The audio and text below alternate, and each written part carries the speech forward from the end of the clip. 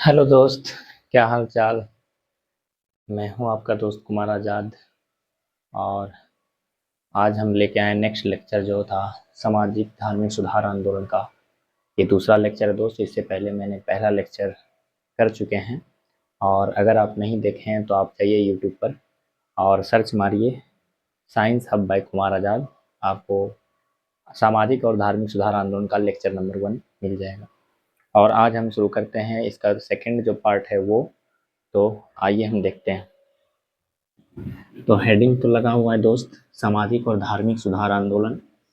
और कल जो मैंने डिस्कस किया था दोस्त, वो था ब्रह्म समाज के बारे में। यानी राजा राम मोहन राय के जितने भी कहानी हैं, जो जो उन्होंने काम किया। जैसा कि आपको पता है कि सामाजिक और धार्मिक सुधार आंदोलन को सबसे पहले जो लाया था वो लाया था राजा राम मोहन राय, जो कहाँ से थे, कलकत्ता से थे। और बंगाल में ही इसकी पहली बार शुरुआत हुई थी सामाजिक और धार्मिक सुधार आंदोलन की। तो समाज के अंदर जो भी सामाजिक बुराई था, जैसे सती प्रथा, जाति प्रथा, है न, बाल विवाह, है न, उसके बाद देखें आप तो मूर्ति पूजा, इसका घोर विरोध किया था किसने, राजा राम मोहन राय ने। और उसके लिए बहुत सारा उन्होंने काम किया था। जैसे आप देखेंगे कि सबसे पहले उन्होंने आत्मीय सभा का गठन किया 1815 ईस्वी में, जिसमें उन्होंने बोला कि जो अलग अलग मूर्ति की पूजा होती है हमारे भारतीय समाज में, तो उसको उन्होंने विरोध किया कि अलग अलग मूर्तियों की पूजा नहीं होनी चाहिए। भगवान तो सिर्फ एक है और वो कौन है, ब्रह्मा है। यानी उन्होंने आत्मीय सभा में क्या संदेश दिया दोस्त, तो आत्मीय सभा में उन्होंने बोला कि एक ईश्वर की आप पूजा करिए। अलग अलग तरह के जो मूर्ति पूजा है उनका उन्होंने विरोध किया था। फिर आपने देखा होगा उन्होंने ब्रह्म समाज का गठन किया 1828 में। फिर आपने देखा होगा कि वेदांत जो कॉलेज है और हिंदू कॉलेज, उसका भी उन्होंने गठन किया भारतीयों को शिक्षित करने के लिए। तो ये सब उन्होंने काम किया था। अगर आप नहीं देखे हैं मेरा पहला लेक्चर सामाजिक और धार्मिक सुधार आंदोलन का, तो आप यूट्यूब पर जाएं और सर्च कीजिए साइंस हब बाय कुमार आज़ाद, वहाँ आपको ये वीडियो मिल जाएगा। चलिए नेक्स्ट जो वीडियो है वो नेक्स्ट लेक्चर है सामाजिक और धार्मिक सुधार आंदोलन का। और जो नेक्स्ट सामाजिक और धार्मिक सुधार आंदोलन में हम आगे बढ़ें तो सेकेंड जो टॉपिक है दोस्त वो है थियोसॉफिकल सोसाइटी। आपने नाम सुना होगा, थियोसॉफिकल सोसाइटी। अच्छा, तो हम हेडिंग लगा देते हैं दोस्त, थियोसॉफिकल थियोसॉफिकल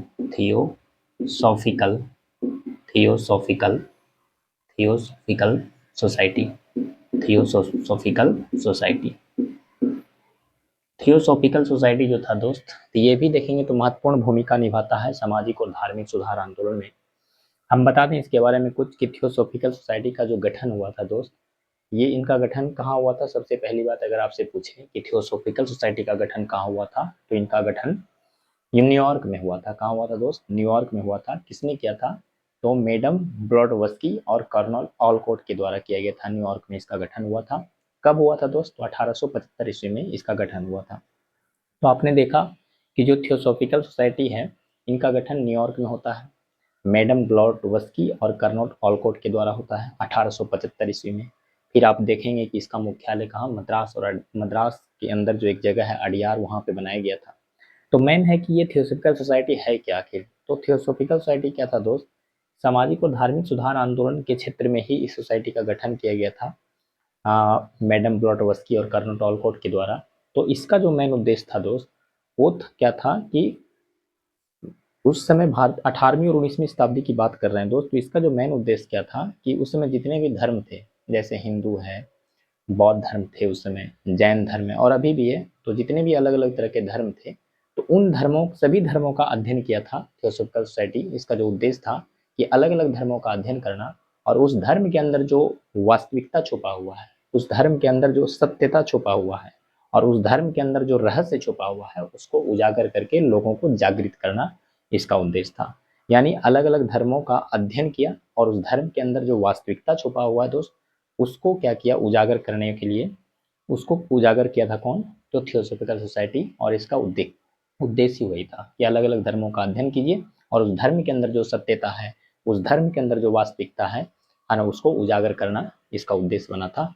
और दूसरा जो इसका काम था दोस्त, दूसरा इसका जो उद्देश्य बना था वो क्या था, विश्व बंधुत्व की भावना को उजागर करना, यानी आपसी भाईचारे की भावना को उजागर करना। अच्छा, इसका उद्देश्य तो आपने देखा कि अलग अलग धर्म का इन्होंने अध्ययन किया था थियोसॉफिकल सोसाइटी, और उस धर्म के अंदर जो वास्तविकता है, गहराई है, रहस्य छुपा हुआ है, उसका इन्होंने उजागर भी किया।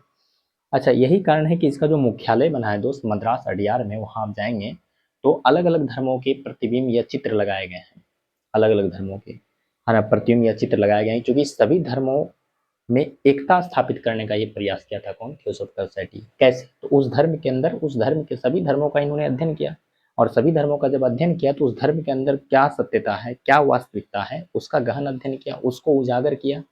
तो उसको उजागर करने के बाद क्या हुआ, सभी धर्मों के बीच एकता स्थापित करने का एक प्रयास था इसका, थियोसॉफिकल सोसाइटी का, यानी विश्व बंधुत्व की भावना को मजबूत करने का प्रयास कौन था, थियोसॉफिकल सोसाइटी का प्रयास था। यानी इसका दो उद्देश्य बन गया दोस्त, एक तो विश्व बंधुत्व की भावना को उजागर करना या विश्व बंधुत्व की भावना को मजबूत करना, और दूसरा इसका जो उद्देश्य बन गया था दोस्त, वो क्या था, अलग अलग धर्मों का अध्ययन करना और उस धर्मों का वास्तविकता क्या है, सत्यता क्या है, उसके बारे में लोगों को बताना। तो आइए हम लिखते हैं। तो सबसे पहले हेडिंग लगाएंगे थियोसॉफिकल सोसाइटी, और इसमें हम देखेंगे कि इसका गठन किसने किया था दोस्त। तो इसका गठन जो हुआ था, इसका जो गठन हुआ था वो हुआ था 1875 ईस्वी में। 1875 ईस्वी में इसका गठन होता है दोस्त। कहाँ हुआ था अगर पूछे तो ये हुआ था न्यूयॉर्क में। कहाँ हुआ था, न्यूयॉर्क में इसका गठन हुआ था। अच्छा, किसने किया था, किसके द्वारा किया गया है, तो यहाँ हम शॉर्ट में लिखते हैं दोस्त, द्वारा अगर पूछे किसके द्वारा किया गया है तो ये था madam Blavatsky, madam Blavatsky, madam Blavatsky एवं एवं colonel Olcott, colonel Olcott, colonel Olcott. तो मैडम ब्लॉटवस्की और कर्नल ऑलकॉट के द्वारा देखेंगे तो इसका गठन किया गया। तो ये तो है इसके गठन के बारे में बात की हम थियोसॉफिकल सोसाइटी का। अच्छा, उसके बाद इसका अगर उद्देश्य पूछे आपसे दोस्त, क्या उद्देश्य था, तो इसका उद्देश्य क्या था कि विभिन्न धर्मों का, विभिन्न धर्मों, विभिन्न धर्मों की वास्तविकता, विभिन्न धर्मों की वास्तविकता एवं एवं उसकी सत्यता, एवं उसकी सत्यता, वास्तविकता एवं उसकी सत्यता को परखना, परखना एवं एवं विश्व बंधुत्व की भावना, विश्व बंधुत्व, विश्व बंधुत्व की भावना, भावना को उजागर करना, को उजागर, उजागर करना इसका उद्देश्य बन गया था। जैसा कि हमने आपको बताया भी कि अलग अलग धर्मों का इसमें अध्ययन किया गया, और अध्ययन करने के बाद उस धर्म की वास्तविकता क्या है, उस धर्म की सत्यता क्या है, उस धर्म के अंदर कौन सा रहस्य छुपा हुआ है, उसका इन्होंने अध्ययन किया और उससे लोगों को जागृत करवाया। तो ये तो उद्देश्य हो गया। अच्छा, बाद में आप देखेंगे, बाद में कुछ दिन के बाद आप देखेंगे तो इस थियोसॉफिकल सोसाइटी से जुड़ गया था कौन, एक मेंबर था जिसका नाम है एनी बेसेंट। आपने नाम भी सुना होगा। तो बाद में, या आप लिखेंगे कुछ दिनों के बाद, कुछ दिनों के बाद, कुछ दिनों के बाद, कुछ दिनों के बाद थियोसॉफिकल सोसाइटी से, जो थियोसॉफिकल सोसाइटी है दोस्त, theosophical, theosophical, theosophical society, theosophical society का सदस्य, का सदस्य बन जाती है कौन, एनी बेसेंट। बाद में देखेंगे थियोसॉफिकल सोसाइटी का एक सदस्य बनती है कौन, तो ये बनती है Annie Besant, Annie Besant, Annie Besant. जब एनी बेसेंट इसका मेंबर बन जाती है दोस्त थियोसॉफिकल सोसाइटी का, तो एनी बेसेंट पहली बार 1893 ईस्वी के आसपास देखेंगे तो भारत आती है और इस थियोसॉफिकल सोसाइटी को काफ़ी ज़्यादा लोकप्रिय बना देती है कौन, एनी बेसेंट। अच्छा, इतना ज़्यादा लोकप्रिय बनाती है कि बाद में देखेंगे कि एनी बेसेंट की लोकप्रियता, अच्छा एनी बेसेंट दो काम भारत में बहुत अच्छा करता है। एक तो थियोसॉफिकल सोसाइटी जब को भारत में बहुत ज़्यादा लोकप्रिय बनाने का काम किसका है, एनी बेसेंट का। और दूसरा इसका काम देखेंगे दोस्त एनी बेसेंट का, तो होम रूल लीग, आपको पता होगा मद्रास का जो क्षेत्र है वहाँ से होम रूल लीग आंदोलन है ना को भी चलाने वाली कौन है, एनी बेसेंट है। तो होम रूल लीग आंदोलन में इतने ज़्यादा ये पॉपुलर हो गई एनी बेसेंट, इतने ज़्यादा ये है ना प्रख्याति प्राप्त कर ली कि आपको पता होगा भारतीय राष्ट्रीय कांग्रेस की पहली महिला अध्यक्ष भी कौन बन गया था, एनी बेसेंट। तो इसका दो को महत्वपूर्ण काम है इंडिया में, एक तो थियोसॉफिकल सोसाइटी को डेवलप किया, मतलब थियोसॉफिकल सोसाइटी का प्रचार बहुत ज़्यादा किया और लोकप्रिय बनाया भारत में, और दूसरा इसका जो काम था वो, दूसरा इन्होंने जो काम किया वो क्या है, होम रूल लीग आंदोलन को भारत में बहुत ज़्यादा फैलाया और इसके कारण ये काफ़ी ज़्यादा पॉपुलर हो गई है ना काफ़ी ज़्यादा प्रसिद्ध हो गई, और प्रसिद्ध होने के बाद भारतीय राष्ट्रीय कांग्रेस की पहली महिला अध्यक्ष भी एनी बेसेंट चुनी गई थी 1987 में। तो ये तो आप देखें बाद के दिनों में इसका मेंबर बन जाती है एनी बेसेंट, और 1893 ईस्वी में ये भारत आती है और थियोसॉफिकल सोसाइटी को काफ़ी ज़्यादा लोकप्रिय बना देती है। तो नया मेंबर बन गए एनी बेसेंट, है ना। उसके बाद आप देखेंगे उसके बाद कि जब एनी बेसेंट नया इसका मेंबर बन जाता है 1893 में, तो ये भारत आती है ना। फिर देखेंगे तो लिखेंगे एनी बेसेंट, है ना, एनी बेसेंट, है ना, जब भारत आती है, कहाँ आई, भारत आई। जब भारत आई, कब आई थी एनी बेसेंट भारत, तो आप याद रखना दोस्त 1893 में ये भारत आती है। और भारत आने के बाद थियोसॉफिकल सोसाइटी जो है, थियोसॉफिकल, है ना, थियोसॉफिकल सोसाइटी को काफ़ी लोकप्रिय बनाया, को काफ़ी, है ना, काफ़ी लोकप्रिय बना दिया, लोकप्रिय, है ना, बना दिया, काफ़ी ज़्यादा इसको लोकप्रिय बना दिया थियोसॉफिकल सोसाइटी को। किसने, इंडिया में किसने बनाया, तो एनी बेसेंट ने। अच्छा, उसके बाद देखेंगे तो Annie Besant central Hindu college का भी गठन किया भारतीयों को शिक्षित करने के लिए। आप देखेंगे तो इन्होंने भी एक कॉलेज का गठन किया जिसको बोला गया सेंट्रल हिंदू कॉलेज। और सेंट्रल हिंदू कॉलेज ही बाद में देखेंगे दोस्त बनारस हिंदू विश्वविद्यालय में कन्वर्ट हो गया, जिसके संस्थापक कौन थे, मदन मोहन मालवीय। तो काफ़ी ज़्यादा लोकप्रिय बनाया। एवं हम लिखेंगे सेंट्रल हिंदू कॉलेज का गठन किया, central Hindu college, central Hindu, है ना, कॉलेज का गठन किया, सेंट्रल हिंदू कॉलेज का गठन करता है। अच्छा, यही सेंट्रल हिंदू कॉलेज, यहीं पे हम लिख देते हैं दोस्त, ये बनारस हिंदू विश्वविद्यालय में कन्वर्ट हो गया, बनारस हिंदू विश्वविद्यालय, बनारस हिंदू विश्वविद्यालय। आप समझ जाइएगा बीएचयू का मतलब क्या है दोस्त, बनारस हिंदू विश्वविद्यालय। यही सेंट्रल हिंदू कॉलेज का जो गठन किया था एनी बेसेंट 1898 ईस्वी में, तो यही क्या हुआ बाद में बनारस हिंदू विश्वविद्यालय में कन्वर्ट हो गया। तो बाद में ये हो गया BHU में कन्वर्ट हो गया, जिसके संस्थापक कौन है दोस्त, तो जिसके संस्थापक हैं मदन मोहन मालवीय। इसके संस्थापक कौन है दोस्त, तो इसके संस्थापक हैं मदन मोहन मालवीय, है ना, मदन मोहन मालवीय इसके क्या हैं, संस्थापक। बाद में इनके संस्थापक कौन हो गए, मदन मोहन मालवीय। तो ये दो काम के लिए काफ़ी ज़्यादा प्रसिद्ध हुई कौन, एनी बेसेंट।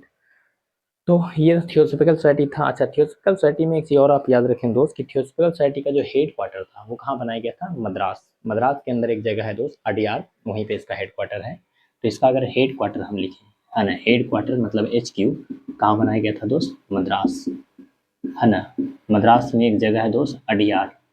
तो इस अडियार में देखेंगे तो इसका हेड क्वार्टर बनाया गया था मद्रास अडियार। तो ये था बेसिकली कौन, थियोसॉफिकल सोसाइटी। आइए हम आगे बढ़ते हैं। अगर इसे आपको लिखना है, नोट करना है या स्क्रीनशॉट लेना है दोस्त ले सकते हैं। और अब हम आगे बढ़ते हैं।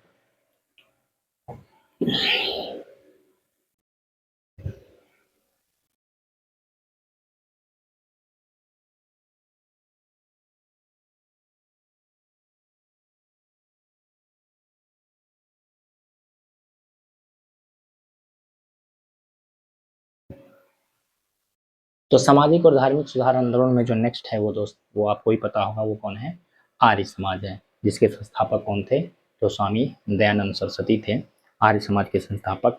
और आइए देखते हैं आर्य समाज का क्या उद्देश्य था। जैसे आपने देखा थियोसॉफिकल सोसाइटी का क्या उद्देश्य है, उनके संस्थापक कौन है और उसका हेड क्वार्टर कहाँ है, उसी तरह से हम आइए डिस्कस करते हैं किसके बारे में, आर्य समाज के बारे में। तो हेडिंग लगाएंगे आर्य समाज, आर्य समाज, आर्य समाज।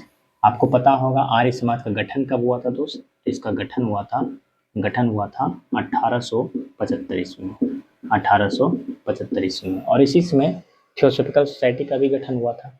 अच्छा, कहाँ हुआ था, तो याद रखिएगा दोस्त मुंबई में इसका गठन हुआ था, मुंबई में इसका गठन हुआ था। किसने किया था दोस्त गठन, तो स्वामी दयानंद सरस्वती, स्वामी, है ना, स्वामी दयानंद सरस्वती इसका गठन किया था, स्वामी दयानंद सरस्वती। अच्छा, स्वामी दयानंद सरस्वती का मूल नाम क्या है दोस्त, तो याद रखिएगा इसका मूल नाम क्या था, मूल शंकर के नाम से इसको पहले जाना जाता था, स्वामी दयानंद सरस्वती। और शॉर्टकट अगर जाने तो इसके गुरु का क्या नाम था दोस्त, इसके गुरु का नाम था बिरजानंद। तो इन्हीं के अगर हम गुरु की बात करते हैं, इनके गुरु कौन थे, इनके गुरु थे बिरजानंद, स्वामी बिरजानंद, स्वामी बिरजानंद, स्वामी बिरजानंद इसके गुरु का नाम था दोस्त। स्वामी बिरजानंद इनके गुरु हुए और इनका मूल नाम क्या था दोस्त? मूल शंकर। इन्होंने आर्य समाज का गठन किया था, जो सामाजिक और धार्मिक सुधार आंदोलन के अंदर ही ये तीसरा टॉपिक आता है दोस्त, कौन? आर्य समाज। ठीक है, तो ये है थर्ड टॉपिक आपका। अब आर्य समाज का क्या उद्देश्य था दोस्त? तो आर्य समाज का जो उद्देश्य था वो था, सबसे ज्यादा अगर देखें इसका उद्देश्य क्या था, तो हिंदू धर्म को सुधारने का प्रयास किया था। हिंदू धर्म के अंदर जो भी बुराई है ना, उसको सुधारने का प्रयास किया था कौन? आर्य समाज। तो चूंकि हिंदू धर्म पे विशेष जोर दिया था स्वामी दयानंद सरस्वती कि हिंदू धर्म के अंदर जो बुराई है उसको खत्म करके रहेंगे, तो हिंदू धर्म को सुधारने का जो सबसे ज्यादा प्रयास किया था दोस्त, वो कौन किया था? स्वामी दयानंद सरस्वती। इसलिए स्वामी दयानंद सरस्वती को हिंदू लूथर भी कहा जाता है। क्या कहा जाता है? हिंदू लूथर। अच्छा, आर्य समाज का पहला उद्देश्य तो आप देख लेते हो, हिंदू धर्म के अंदर जो भी बुराई है उसको खत्म करने का प्रयास किसने किया था? तो स्वामी दयानंद सरस्वती किया था, है ना, आर्य समाज के माध्यम से। अच्छा, दूसरा अगर हम बात बताएं आर्य समाज का, तो आर्य समाज का जो दूसरा उद्देश्य था सबसे बड़ा, वो क्या था कि वेदों को ये सर्वोच्च बनाया। इन्होंने क्या कहा कि वेद ही सर्वोच्च है। स्वामी दयानंद सरस्वती क्या बोले आर्य समाज के अंदर कि वेद ही सर्वोच्च है और वेद का ज्ञान ही सत्य है, इसके अलावा और कोई ज्ञान सत्य नहीं है। इसलिए इन्होंने एक नारा भी दिया था दोस्त, वेदों की ओर लौटो। तो वेद पे बहुत ज्यादा जोर किसका था? आर्य समाज का। अच्छा, आर्य समाज का जो सबसे ज्यादा जोर था वो क्या था दोस्त? वेद। वेद पढ़ने के लिए लोगों से आग्रह किया। इन्होंने क्या बोला? लोगों का कल्याण तभी होगा जब वो वेद पढ़ेंगे। वेद में ही सारा कुछ है, वेद ही सर्वोच्च है और वेद ही क्या है? सत्य है। तो वेद को सर्वोच्चता और सत्यता के ज्ञान पे तौला किसने? स्वामी दयानंद सरस्वती ने, है ना। तो हम यहाँ पे लिखेंगे इसका उद्देश्य क्या है दोस्त। तो इसका उद्देश्य अगर हम बात करते हैं आर्य समाज का, तो क्या उद्देश्य था? तो वेदों को सर्वोच्च माना, वेदों को, वेदों को सर्वोच्च, वेदों को सर्वोच्च एवं एवं सत्य, वेदों को सर्वोच्च एवं सत्य माना। सत्य मानना इसका उद्देश्य था कि वेद ही क्या है? सर्वोच्च है और सत्य है। और दूसरा इसका उद्देश्य क्या बना था कि हिंदू धर्म, हिंदू धर्म, हिंदू धर्म के अंदर, एक मिनट दोस्त, हिंदू धर्म के अंदर, हिंदू धर्म के अंदर व्याप्त, व्याप्त जो बुराई है उसको दूर करने का प्रयास किया। व्याप्त बुराई को, बुराई को खत्म करने का प्रयास किया। खत्म, है ना, खत्म करने का, खत्म करने का प्रयास किया। इसीलिए इसीलिए इसीलिए स्वामी दयानंद सरस्वती को क्या बोलते हैं दोस्त? हिंदू लूथर भी कहा जाता है। यहीं पे आप लिख दीजिएगा। अतः अतः अतः स्वामी दयानंद सरस्वती, अतः स्वामी दयानंद सरस्वती, दयानंद जो सरस्वती हैं, सरस्वती को, सरस्वती को हिंदू लूथर भी कहा जाता है। हिंदू लूथर, हिंदू लूथर है ना कहा जाता है, कहा जाता है। तो चूंकि हिंदू धर्म को सुधारने का सबसे ज्यादा प्रयास किया था इन्होंने, इसलिए इसको क्या बोला गया? हिंदू लूथर बोला गया। अच्छा, अगर हम बात करते हैं दयानंद सरस्वती थे कहाँ से, तो याद रखिएगा थर्ड पॉइंट में कि दयानंद सरस्वती जो है दोस्त, दयानंद, दयानंद सरस्वती, दयानंद सरस्वती कहाँ से हैं? तो ये गुजरात से हैं और गुजरात में ही इनका जन्म हुआ था। तो दयानंद सरस्वती के बारे में अगर हम बात करते हैं तो इनका जन्म कब हुआ था? तो जन्म हुआ था 1824 ईस्वी में। और कहाँ हुआ था दोस्त? तो ये गुजरात में जन्म हुआ था। ये गुजराती थे, गुजरात में इनका जन्म हुआ था। और 1884 के आसपास देखेंगे तो इसका निधन हुआ था। अगर हम निधन पूछते हैं तो निधन, निधन अगर हम बात करते हैं तो कहाँ हुआ था दोस्त? तो निधन 1884 के आसपास देखेंगे तो इसका निधन हुआ था स्वामी दयानंद सरस्वती का। और ये कहाँ हुआ था? तो ये हुआ था आपका दोस्त राजस्थान के अजमेर में। राजस्थान अजमेर में देखेंगे तो इसका क्या हुआ था? निधन हुआ था। राजस्थान के अजमेर में इनका निधन हुआ था। एक मिनट दोस्त, हम इसको थोड़ा करेक्ट कर लेते हैं, क्या है डाटा।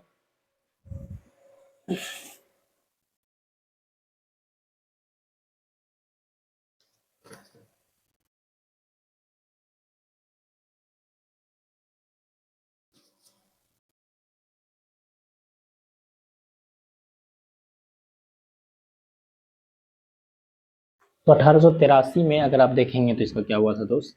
1883 ईस्वी में ही इसका निधन हो गया था राजस्थान के अजमेर में। तो आपने भी देखा कि इनका जन्म कहाँ हुआ था और निधन कहाँ हुआ था। तो आपने देख लिया कि जन्म तो गुजरात में हुआ था लेकिन निधन देखेंगे तो राजस्थान के अजमेर में हुआ था। तो आप समझ गए कि आर्य समाज का जो मेन उद्देश्य है वो तो समझ गए कि हिंदू धर्म के अंदर जो बुराई है एक तो उसको खत्म करने का प्रयास किया, इसलिए दयानंद सरस्वती को हिंदू लूथर भी कहा गया। और दूसरा देखेंगे वेद को सर्वोच्च और सत्य माना और सभी को वेद पढ़ने की आज्ञा दिया, इसलिए इसका नारा क्या है दोस्त, वेदों की ओर लौटो। उसके अलावा और भी नारा है जैसे गौ रक्षा आंदोलन, शुद्धि आंदोलन, भारत भारतीयों के लिए है, ये भी नारा किसने दिया था, स्वामी दयानंद सरस्वती ने। तो इनके जो प्रमुख नारे हैं, अगर इसका हम नारा लिखें कौन कौन है, तो पहला तो है वेदों की ओर लौटो। पहला जो नारा है दोस्त कौन है, वेदों की ओर लौटो, वेदों वेदों की ओर, वेदों की ओर लौटो, वेदों की ओर लौटो। दूसरा अगर देखें तो गौ रक्षा आंदोलन किसने चलाया था, गौ रक्षा आंदोलन की अगर हम बात करते हैं तो दयानंद सरस्वती ही चलाया था। एक और अगर हम बात करते हैं शुद्धि आंदोलन, इन्होंने ही चलाया था, शुद्धि आंदोलन है ना, शुद्धि आंदोलन भी इन्होंने ही चलाया था। अच्छा, एक और नारा इन्होंने दिया था, भारत भारतीयों के लिए है ना, भारत भारत भारतीयों के लिए है, भारत भारतीयों के लिए है, भारत भारतीयों के लिए, ये सब नारा इन्होंने दिया था। अच्छा, एक और इम्पोर्टेंट पॉइंट यहाँ से जो पूछता है दोस्त, वो पूछता है कि स्वराज शब्द का पहली बार प्रयोग किसने किया था, तो आर्य समाज स्वामी दयानंद सरस्वती ने ही स्वराज का पहली बार प्रयोग किया था। हिंदी जो भाषा है उसको राष्ट्रभाषा के रूप में स्वीकार पहली बार किसने किया था, तो स्वामी दयानंद सरस्वती ने किया था। ये भी लाइन इंपॉर्टेंट है। इसके अलावा इसका एक बुक भी है जो क्या है, सत्यार्थ प्रकाश, आपको पता है। तो ये तो नारा हो गया। अगर इनके बुक के बारे में पूछें कौन कौन से इन्होंने किताब लिखा, पुस्तक अगर देखें इनका, तो इनका पुस्तक कौन है दोस्त, तो एक फेमस पुस्तक है सत्यार्थ प्रकाश, सत्यार्थ प्रकाश, इसके देखिए बुक का नाम है। इसके अलावा अगर हम बात करते हैं कि ये सब तो देख ली दोस्त, इसका नारा है वेदों की ओर लौटो है, गौ रक्षा आंदोलन है, फिर आप देखेंगे तो शुद्धि आंदोलन है, फिर देखेंगे तो भारत भारतीयों के लिए है। इसके अलावा इनका अगर बुक देखें तो कौन है, सत्यार्थ प्रकाश, देखें इन्होंने एक बुक भी लिखा था सत्यार्थ प्रकाश, स्वामी दयानंद सरस्वती जी का है। अच्छा, इसके अलावा अगर हम देखें तो, और हम अगर आगे बढ़ें स्वामी दयानंद सरस्वती के बारे में, तो थोड़ा सा और बचा हुआ है दोस्त इसमें।